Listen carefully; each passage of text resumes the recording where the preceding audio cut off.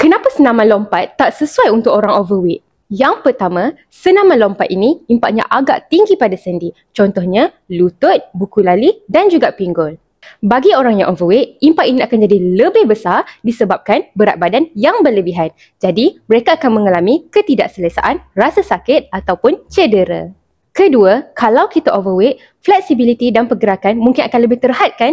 Jadi, nak melompat dengan cara yang betul tu agak mencabar jugalah kan? Kalau salah cara lompat, risiko cedera tu lagi tinggi dan senaman pun kurang berkesan lah.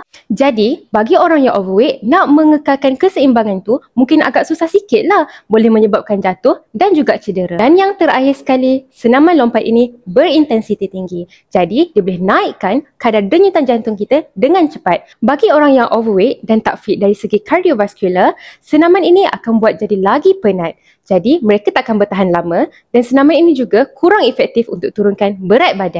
Alternatif lain yang sesuai untuk orang overweight adalah senaman berimpak rendah seperti brisk walk, berenang dan juga berbasikal.